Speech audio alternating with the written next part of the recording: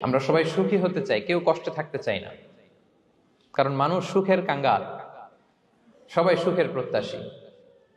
সুখে থাকা, শান্তিতে থাকা, ভালো থাকার ব্যাপারটা এটা মানুষের একটা সার্বজনীন লক্ষ্য বা উদ্দেশ্য। এক্ষেত্রে ধনী গরিব, রাজা প্রজা, ছোট বড়, নারী পুরুষ সবাই সমান। সবাই আমরা সুখী হতে চাই, শান্তিতে থাকতে চাই, কেউ কষ্টে থাকতে চাই না। যদিও আমাদের অনেক শিল্পীরা গান গান, আমি কষ্ট পেতে ভালোবাসি, তাই তোমার কাছে ছুটে আসি, বলে না? বলে না? গানে বলে, কিন্তু সেও জীবনে কষ্ট পেতে চায় না। কেউই কষ্ট পেতে চায় না। এটা গান মেলানোর জন্য বলেছে যে আমি কষ্ট পেতে ভালোবাসি, তো আসলেই কেউই কষ্টে থাকতে চায় না। সবাই আমরা সুখী হতে চাই। কি হতে চাই? কেউই কষ্টে থাকতে চাই না। তো কিভাবে আমরা একটা সুখী সমৃদ্ধ জীবন পেতে পারি, এই টপিকের উপর আজকে আমরা কিছু কথা বলবো। কোরআন আমাদেরকে কি গাইডলাইন দিয়েছে, ইসলাম আমাদেরকে কি জানিয়েছে, কিভাবে চললে আমরা এই পৃথিবীতে সুখে থাকতে পারি এবং জান্নাতেও আনন্দে থাকতে পারি, এটা জানার দরকার আছে না নাই বলেন?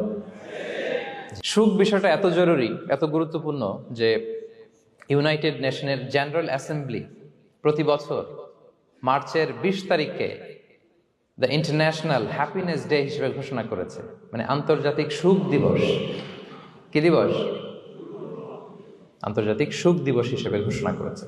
এবং তারা একটা জরিপ করে যে পৃথিবীর কোন দেশের লোকেরা বেশি সুখী।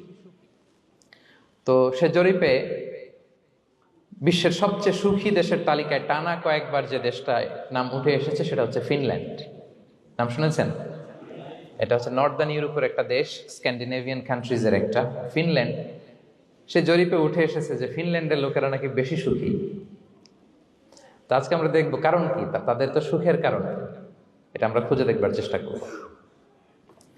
ফিনল্যান্ডে একটা ইউনিভার্সিটি আছে, ইউনিভার্সিটি অফ হেলসিঙ্কির একজন রিসার্চার জেনিফার ডি পাওলা, সে 2টা কারণ উল্লেখ করেছে বেসিকলি, যে বারবার ফিনল্যান্ডের নাম উঠে আসছে কেন, কেন তারা সুখী। তো প্রথম যে কারণটি সে আইডেন্টিফাই করেছে সেটা হচ্ছে তাদের হেলদি লাইফস্টাইল।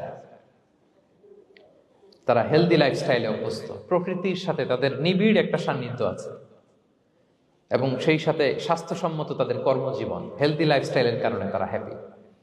তো আমি খুঁজে দেখলাম যে এখন ফিনল্যান্ডের লোকেরা হেলদি লাইফস্টাইলের কথা বলে, যেটা বিষ্ণু ইসলাম 1500 বছর আগেই আমাদেরকে জানিয়ে গিয়েছে, ঠিক কিনা বলেন?